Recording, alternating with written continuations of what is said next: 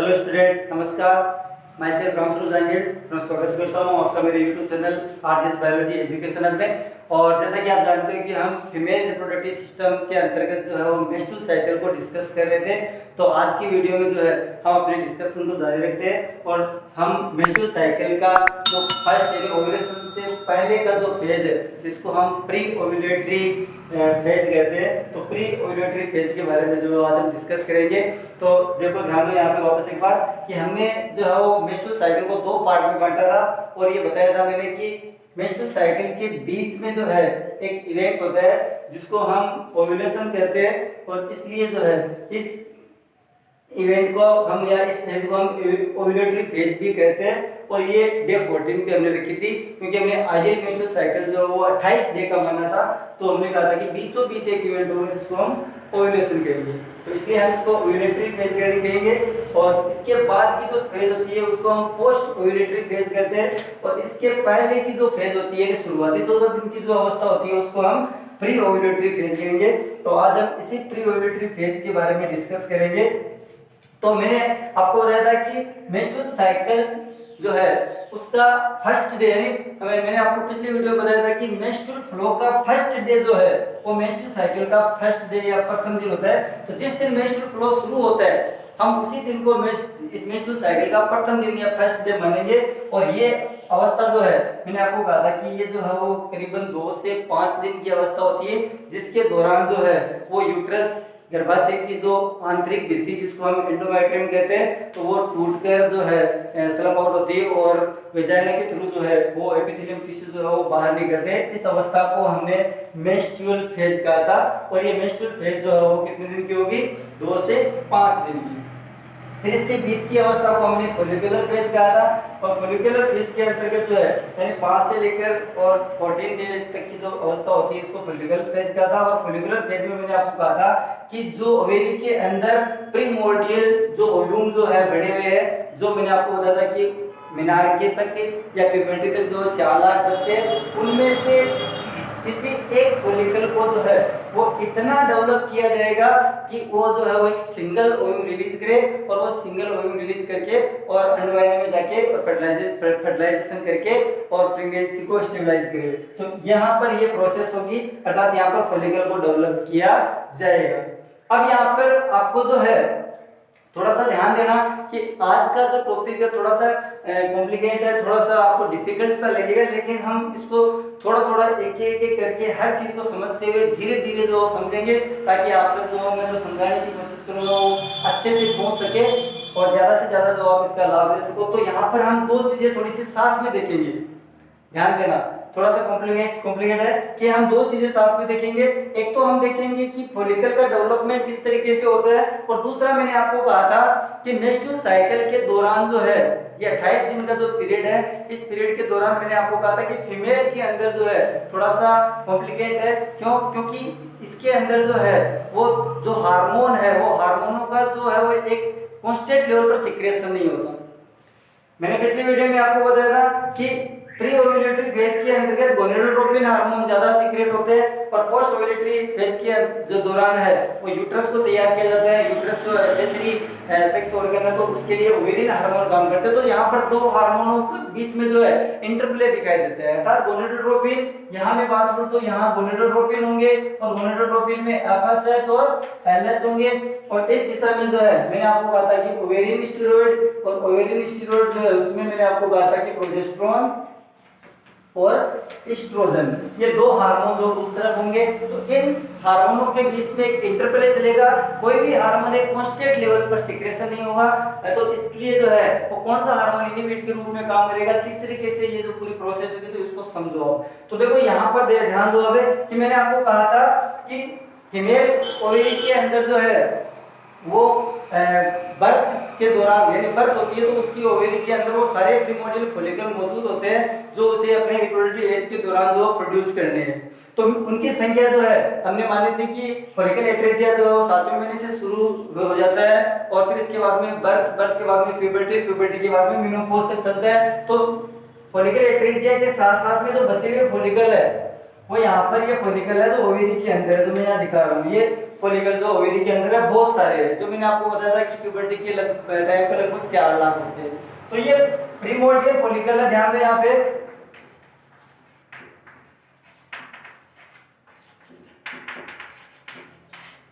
और primordial follicle में मैंने आपको बताया था, ध्यान देना यहाँ पे, कि एक बीच में प्रीमोर्डियल फॉलिकल के बीच में एक सेल होती है जिसको हम प्राइमरी oocyte कह रहे हैं। तो ये हो गया प्राइमरी oocyte। और प्राइमरी oocyte के चारों ओर जो है कुछ फॉलिकल सेल्स होगी, जो ग्रेन्युलोसा सेल्स होगी। तो ये जो है पूरी संरचना प्रीमोर्डियल फॉलिकल कहलाएगी।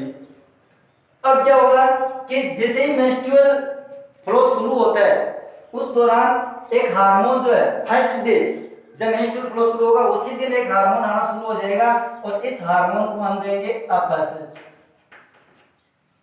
इसको फॉलिकुलर स्टिमुलेटिंग हार्मोन कहते हैं। यह हार्मोन पिट्यूटरी जो ग्लैंड है एंटीरियर पिट्यूटरी से सीक्रेट होता है, और इसके लिए यानी सीक्रेशन के लिए जो उत्तरदायी है वो होता है हाइपोथैलेमस का जीएनआरएस, इसको गोनेडोट्रोपिन रिलीजिंग हार्मोन कहते हैं। उसके प्रभाव में जो है वो यहाँ पर एफएसएच आएगा, और एफएसएच जो है वो ओवेरी पे एक्ट करेगा, क्योंकि प्राइमरी सेक्स ऑर्गन जो होता है वो ओवेरी होता है, तो ओवेरी पे एक्ट करेगा। और ओवेरी पे एक्ट करेगा तो यहाँ पर जो प्रीमोर्डियल फॉलिकल है इनमें से ही कुछ फॉलिकल जो है वो डेवलप होना शुरू हो जाएगी। तो फर्स्ट डे मेंस्ट्रुअल साइकिल के फर्स्ट डे एफएसएच आएगा, एफएसएच आके और इन प्रीमोर्डियल फॉलिकल्स को जो डेवलपमेंट के लिए प्रेरित करेगा। और ध्यान देना कि यहाँ बहुत सारे होते हैं ओवेरी के अंदर, लेकिन उनमें से कुछ फॉलिकल जो डेवलप होना शुरू हो जाएंगे। अब आप कहोगे कि कितने डेवलप होना शुरू करते हैं, तो यहाँ मैंने 5 बनाए हैं। आप ध्यान देना कि 2 से लेकर 5 तक फॉलिकल जो है वो डेवलपमेंट करना शुरू कर देंगे।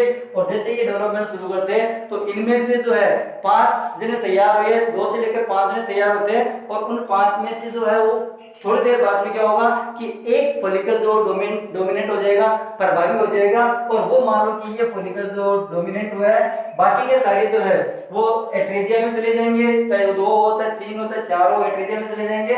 और एक फॉलिकल जो बच गया जो डोमिनेंट के रूप में प्रभावी है, वो प्रभावी होकर और इसकी कुछ जो इसके चारों तरफ की जो सेल्स है जिनको हम फॉलिकल सेल्स कहते हैं वो थोड़ी सी बड़ी हो जाती है, थोड़ी सी इलोंगेटेड हो जाती है। और ये आगे चल के, और यहाँ पे आप देख रहे हो ये आगे चल के और थोड़ा सा डोमिनेंट होके, और ये जो डोमिनेंट होने के बाद भी इसको हम कहेंगे प्राइमरी फॉलिकल। ये प्राइमरी फॉलिकल होगा। तो अब आपके दिमाग में आ रहा होगा कि इनमें से कौन सा जो है वो डोमिनेंट होगा। तो ध्यान देना कि इनमें से वो फॉलिकल ज्यादा मतलब प्रभावी रूप से डेवलप करना शुरू करेगा, जल्दी डोमिनेंट होगा, जिसके ऊपर एफएसएच के रिसेप्टर ज्यादा है। क्योंकि जिस जो एफएसएच को ज्यादा ग्रहण करेगा वो उतना ही प्रेरित होगा, और उतना ही प्रेरित होगा तो आगे चल के डोमिनेट हो जाएगा। बाकी के जो है वो डोमिनेट जो है वो अप्रभावी रह के और एट्रेजिया में चले जाएंगे, और इस तरीके से एक जो है वो प्राइमरी फॉलिकल के रूप में सामने आ जाएगा। अब ध्यान दो कि यहाँ पर और यहाँ पर क्या फर्क है। फर्क ये कि इसके अंदर जो प्राइमरी oocyte है, ये प्राइमरी oocyte, और इसके चारों तरफ फॉलिकल सेल्स है जो थोड़ी इलोंगेटेड हो गई, थोड़ी सी विकसित हो गई, बड़ी बड़ी हो गई, और ये जो प्राइमरी फॉलिकल के रूप में डेवलप हो गया। यहाँ पर ये चीज मत भूलना कि अभी भी इसके अंदर जो प्राइमरी oocyte है, ये प्राइमरी oocyte अभी भी मियोसिस फर्स्ट में ही प्रवेश किया हुआ है। मियोसिस फर्स्ट की, प्रोफेज फर्स्ट की डिप्लोटियन अवस्था में ही अरेस्ट है अभी भी, और यहाँ पर जो इसका डेवलपमेंट शुरू हो रही है प्राइमरी फॉलिकल के रूप में आ गया। अब ध्यान दो कि इसके बाद में क्या होगा कि दूसरे दिन से जो है वो ओवेरी पे एक और हार्मोन एक्ट करने लग जाएगा जिसको हम कहेंगे एलएच। तो यहाँ पर जो आपको यहाँ पर ये जो दिखाई दे रहा है ब्लू कलर में, इसको हम कहेंगे एलएच, और इस हार्मोन का पूरा नाम है ल्यूटिनाइजिंग हार्मोन। ये भी गोनेडोट्रोपिन है, और ये भी प्यूस ग्रंथि है, एंटीरियर प्यूस से सीक्रेट होता है। ये दूसरे दिन से आना शुरू हो जाएगा। अब दूसरे दिन के बाद में क्या होगा कि जो एफएसएच और एलएच है वो इस प्राइमरी फॉलिकल को थोड़ा सा डेवलप करेंगे, तो अब इसका और ज्यादा डेवलपमेंट होगा, और ये डेवलप होके और एक बड़ी संरचना के रूप में सामने आएगा। देखो इसके अंदर क्या क्या चीजें जो है वो बनती है, क्या क्या नहीं है। तो यहाँ सबसे पहले हम बात करते हैं बीचों बीच। तो इसके बीचों बीच वही सेल है जिसको हम प्राइमरी oocyte कह रहे हैं। तो ये हो गया प्राइमरी oocyte, और इस प्राइमरी oocyte की जो सेल है वो अभी भी ध्यान रख लेना, इस टाइम पर भी जो मियोसिस फर्स्ट, प्रोफेज फर्स्ट इसकी जो डिप्लोटियन अवस्था में अरेस्ट है। और अब इसके चारों ओर एक ग्लाइकोप्रोटीन की लेयर आ जाती है। यहाँ पर एक ग्लाइकोप्रोटीन की लेयर होगी, और इस लेयर को हम कहेंगे जोना पेल्यूसिडा।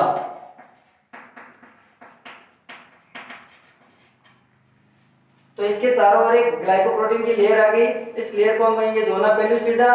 और यहाँ ध्यान देना कि इसके बीच में यहाँ एक छोटी जगह दिखाई देगी आपको, इस जगह को हम कहेंगे पेरिविटलिन स्पेस।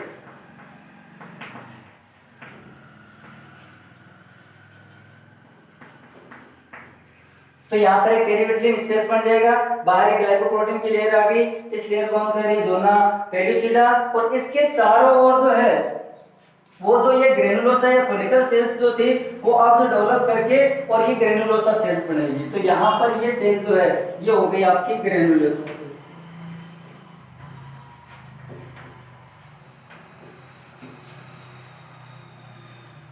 तो इसके चारों ओर ग्रेनुलोसा सेल्स आ जाएगी और ग्रेनुलोसा सेल्स के चारों ओर एक आपको मेम्ब्रेन दिखाई देगी जिसको हम कहेंगे बेसल मेम्ब्रेन। ये चारों तरफ एक बेसल मेम्ब्रेन बन जाएगी क्योंकि इसकी बेसल मेम्ब्रेन तो होनी चाहिए, तो ये होगी बेसल मेम्ब्रेन। और इस बेसल मेम्ब्रेन के चारों ओर कुछ स्ट्रोमा की सेल्स जो आके और जुड़ेगी और यहाँ पर ये जो बाहर की तरफ जो स्ट्रोमा की सेल्स आपको दिखाई दे रही है ये इनको हम कहेंगे थीका सेल। ध्यान देना मैं अभी सिर्फ इनको थीका सेल कह रहा हूं। तो ये थीका सेल जो है वो यहाँ पर इसके चारों ओर आके और जो एडजस्ट हो जाएगी और इस तरीके से जो है एक फॉलिकल जो है प्राइमरी फॉलिकल से डेवलप होके और अब ये बन गया सेकेंडरी फॉलिकल। तो इसको अब हम कहेंगे सेकेंडरी फॉलिकल। तो ये हो गया आपके सेकेंडरी फॉलिकल।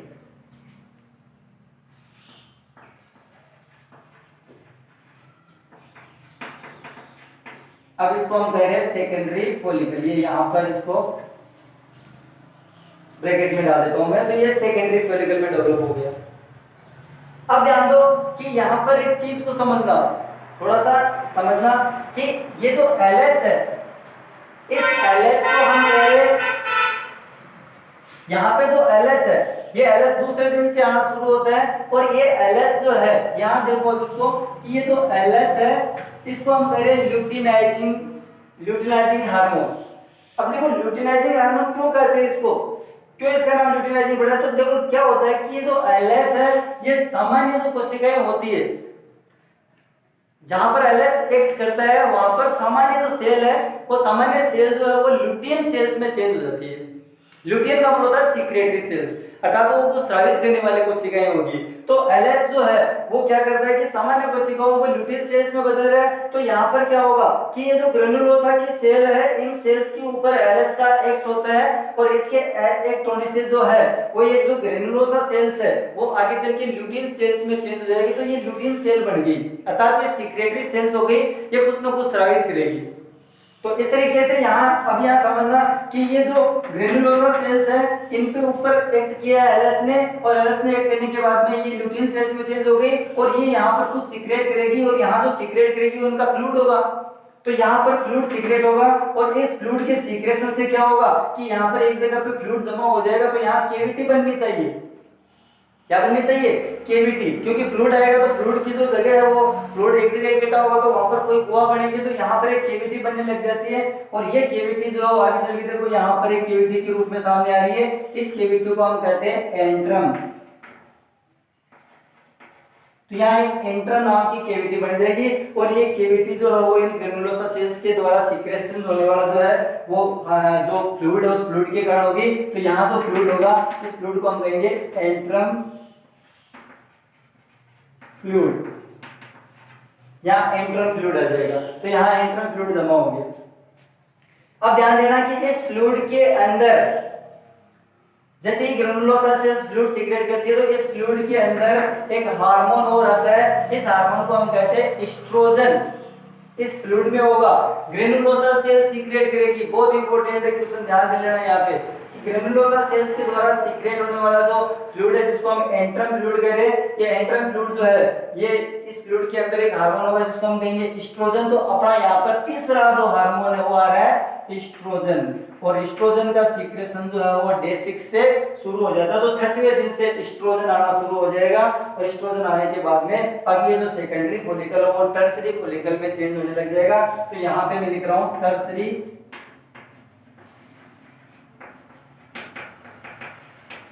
ये टर्सरी फॉलिकल बन गया। तो टर्सरी फॉलिकल में क्या क्या चेंजिंग होती है, और डे 6 के बाद में ग्रेनुलोसा सेल्स के द्वारा जो है एक फ्लूइड के अंदर हार्मोन सीक्रेट किया जाएगा जिसको हम कहेंगे एस्ट्रोजन, और ये वही एस्ट्रोजन है जो फीमेल के सेकेंडरी सेक्सुअल कैरेक्टर को डेवलप करता है। जैसे वो आपको मैंने पीछे बता दी कि कौन कौन से कैरेक्टर होते हैं, तो वो उन कैरेक्टर का डेवलपमेंट जो है वो ये एस्ट्रोजन ही करता है, और 6वें दिन के बाद में ये एस्ट्रोजन का लेवल बढ़ेगा।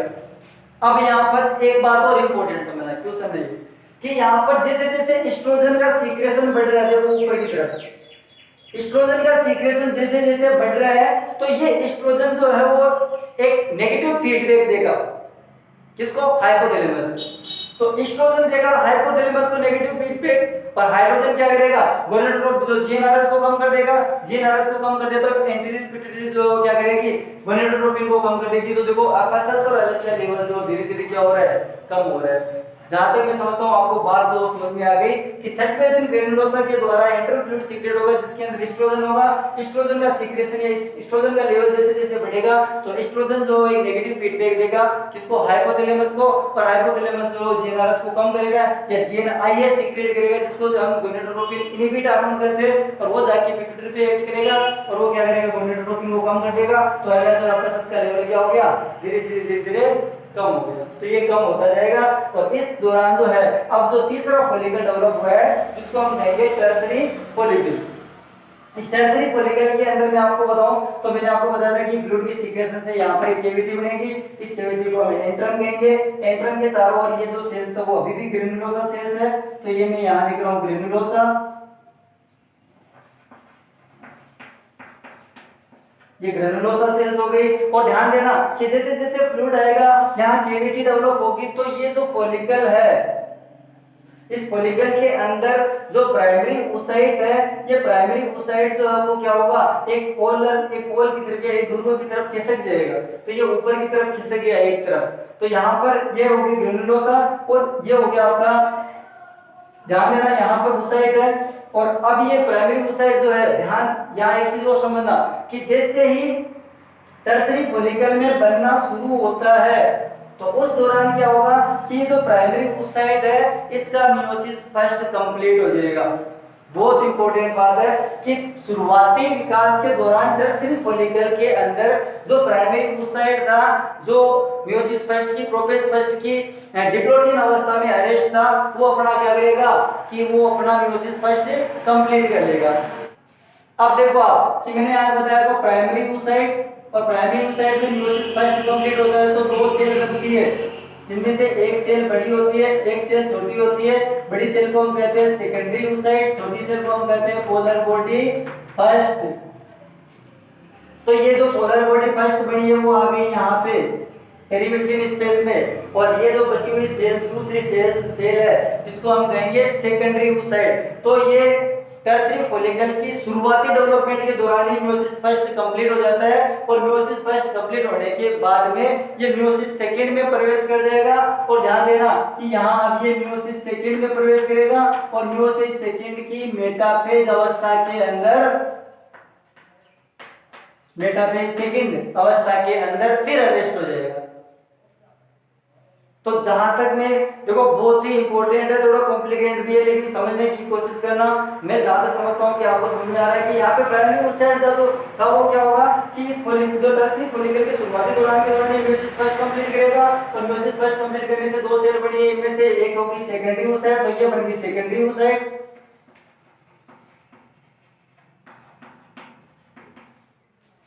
और दूसरी सेल बनी है जिसको हम पोलर बॉडी फर्स्ट कह रहे हैं, ये पोलर बॉडी फर्स्ट पेरीविट्रिन स्पेस में जाएगी। तो इस तरीके से जो है वो पूरी की पूरी ये जो है वो सेल्स आपको अंदर दिखाई देगी। इसके चारों ओर अभी भी जो जोना पेलुसिडा का आवरण है, ये जोना पेलुसिडा, ध्यान देना, या मैं जेड लिख रहा हूँ जोना पेलुसिडा, और इसके चारों तरफ जो है, इसके चारों तरफ ये जो सेल्स दिख रही है, इस ध्यान देना कि इस ओसाइट के अंदर जो सेल दिखाई दे रही है आपको यहाँ पे, इनको हम कहेंगे क्यूमुलस ओपोरस, यहां लिख रहा हूं क्यूमुलस ओपोरस। ये कोशिकाएं क्यूमुलस ओपोरस की होगी। इसके चारों तरफ ये जो आप देख रहे हो ये ग्रेनुलोसा सेल्स होगी ऊपर ऊपर की, और इसके चारों तरफ ये बेसल मेम्ब्रेन होगी, यहाँ बेसल मेम्ब्रेन, ये बेसल मेम्ब्रेन के चारों तरफ आप देख रहे हो कि ये जो है, अब ध्यान देना यहाँ पर बहुत इंपॉर्टेंट है कि इसके चारों तरफ जो थीका सेल्स थी, वो थीका सेल्स जो है ये जो कोशिकाओं के रूप में मौजूद है थीका सेल्स, इनको हम कहेंगे, ध्यान देखना, इनको हम कहेंगे थीका इंटरना, इनको कहेंगे थीका इंटरना। ये जो व्हाइट कलर में दिखाई दे रही है आपको, ये थीका इंटरना हो गई। और थीका इंटरना के ऊपर जो है वो क्या होगा कि आपको पता है कि ये जो एलएस सीक्रेट हो रहा है, एलएस सीक्रेशन से जो है वो सेल्स बढ़ रही है, बढ़ने के साथ साथ में ये जो है वो सीक्रेटरी भी हो रही है। तो अंदर का जो है इस फॉलिकल के अंदर जो इसका मास है, इसकी कोशिकाओं की संख्या, इसके अंदर फ्लूइड वगैरह बढ़ रहे हैं, तो इसको कंट्रोल करने के लिए जो बाहर है कनेक्टिव टिश्यू आएगा। तो ये जो आप देख रहे हो यहाँ पे, ये कनेक्टिव टिश्यू आ जाता है और कनेक्टिव टिश्यू इसको कंट्रोल करने की कोशिश करता है। इसको हम कहेंगे थीका एक्सटर्ना, यहाँ लिख रहा हूँ, इनको हम कहेंगे थीका एक्सटर्ना। और ये थीका एक्सटर्ना जो कनेक्टिव टिश्यू का बना हुआ आवरण है, जो उसको कंट्रोल करने की कोशिश करता है। तो इस तरीके से एक टर्सरी फॉलिकल का निर्माण हो जाता है, जिसके अंदर की मैंने सारी चीजें आपको बता दी। अब क्या होगा कि टर्सरी फॉलिकल जो है जब कंप्लीट डेवलप हो जाएगा, तो टर्सरी फॉलिकल के कंप्लीट डेवलपमेंट के बाद में अब हम इसको कहेंगे ग्राफियन फॉलिकल। तो अब हम इसको कहेंगे ग्राफियन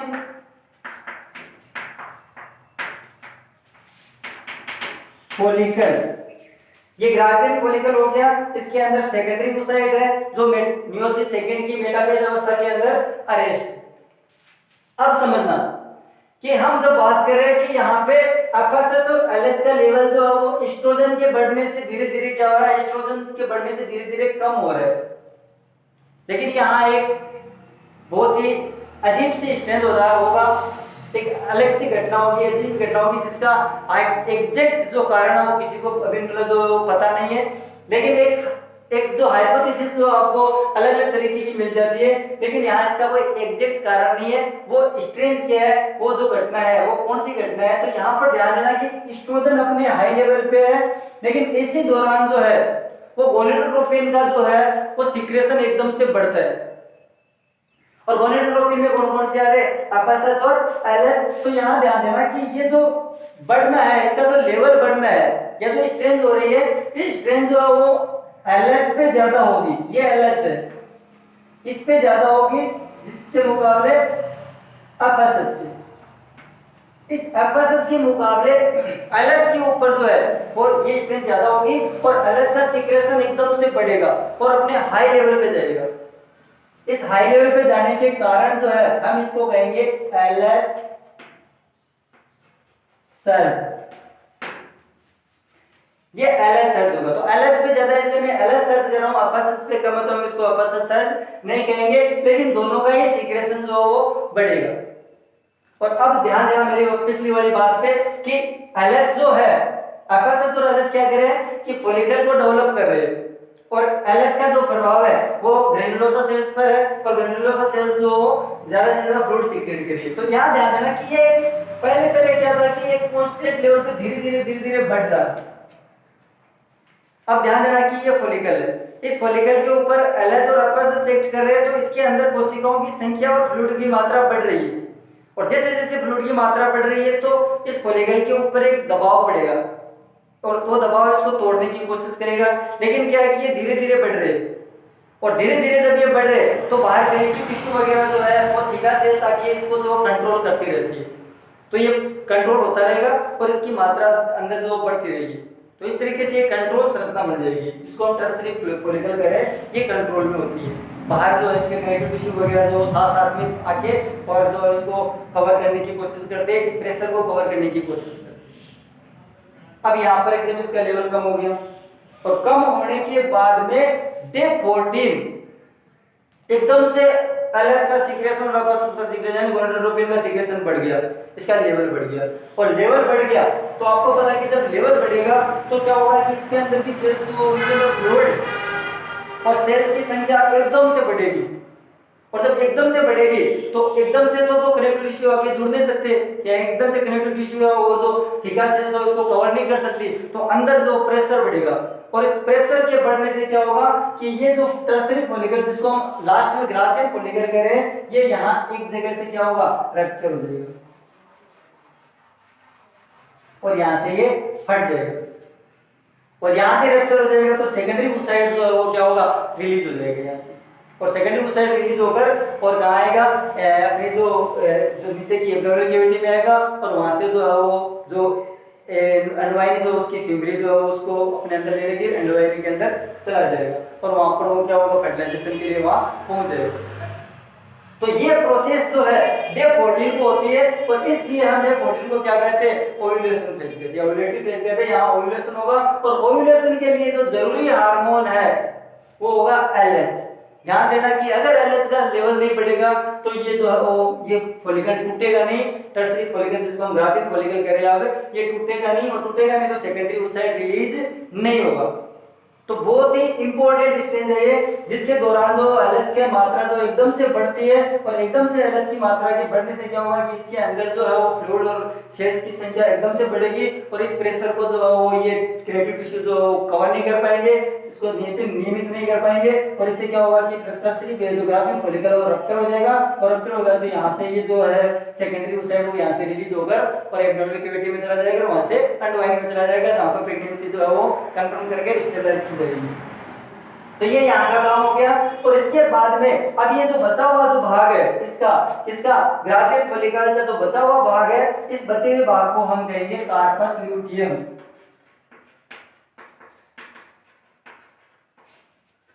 और यही वो कार्पस, यानी ये अभी जो कार्पस ल्यूटियम बना है ये एक टेम्परेरी एंडोक्राइन ग्लैंड के रूप में काम करेगा, और ये सीक्रेट करेगा प्रोजेस्टेरोन। तो देखो यहाँ पर चौथे हार्मोन की मैं बात कर रहा हूँ, यहाँ पे चौथा हार्मोन अभी भी जो है बिल्कुल सीक्रेट नहीं हो रहा है, और यहाँ से जिस दिन ओव्यूलेशन होता है उस दिन के बाद में यहाँ से एक नया हार्मोन आना शुरू हो जाता है जिसको हम कह रहे हैं प्रोजेस्टेरोन। ये डे 14 के बाद में आता है, और इसके सीक्रेशन के लिए जो है वो कौन उत्तरदायी होता है, इसके सीक्रेशन के लिए होगा कार्पस ल्यूटियम, जो एक टेम्परेरी एंडोक्राइन ग्लैंड है, जो अस्थायी अंतःस्रावी ग्रंथि है। और ये प्रोजेस्टेरोन जो है वो क्या करेगा कि यूट्रस की जो आंतरिक भित्ति है जो टूट के जो है, यानी जो टूट के जो चली गई थी मेंस्ट्रुअल फ्लो के दौरान, उस गर्भाशय की आंतरिक भित्ति जिसको हम एंडोमेट्रियम कह रहे हैं, उसको वापस वो प्रिपेयर किया जाएगा, उसको तैयार किया जाएगा, और यहाँ पर जो है वो fetus डेवलपमेंट के लिए यानी इम्प्लांटेशन हो, उस इम्प्लांटेशन के लिए मैंने आपको कहा था कि आगे की जो अवस्था होती है इम्प्लांटेशन के लिए यूट्रस की भित्ति को तैयार किया जाता है। यूट्रस जो है यूट्रस को जो है उसके एनवायरनमेंट को जो है वो सुटेबल किया जाता है ताकि इम्प्लांटेशन हो, और प्रेगनेंसी अगर कंफर्म हो जाए तो उसके बाद में फिटस जो है उसके डेवलपमेंट के लिए जो तैयार हो जाए, पूरा न्यूट्रिशन के रूप में सब तरीके से जो तैयार हो जाए। तो ये काम जो है आगे कार्पस ल्यूटियम करता है। कार्पस ल्यूटियम के द्वारा प्रोजेस्टेरोन सीक्रेट होगा, प्रोजेस्टेरोन प्रेगनेंसी को कंट्रोल करता है। तो ध्यान रखना कि प्रेगनेंसी को कंट्रोल करने वाला हार्मोन कौन सा है, प्रोजेस्टेरोन। अब यहाँ पर एक बात और ध्यान रखना कि यहाँ पर मैं 28वें दिन की बात कर रहा हूँ, 28वें दिन से 14 दिन पहले ओव्यूलेशन होता है। इस तरफ से गिनना, पहले भी बताया था मैंने आपको कि अगले मेंस्ट्रुअल फ्लो के फर्स्ट डे से 14 दिन पहले जो है ओव्यूलेशन हुआ था, तो यहाँ से पहले ओव्यूलेशन हुआ। इस 28वें दिन जब नेक्स्ट मेंस्ट्रुअल जो है फ्लो शुरू हुआ, तो इस मेंस्ट्रुअल फ्लो के दौरान एंडोमेट्रियम पूरी जो फ्लो मतलब जो फ्लो के दौरान जो टूट के और वेजाइना के थ्रू बाहर निकल गई। अब इस एंडोमेट्रियम जो गर्भाशय की जो एंडोमेट्रियम जिसको हम आंतरिक भित्ति कह रहे हैं, उस भित्ति के वापस प्रिपरेशन या उसके डेवलपमेंट के लिए कौन सा हार्मोन जो जिम्मेदार होता है, तो यहाँ पर हम गलती कर देते हैं, प्रोजेस्टेरोन लिखते हैं।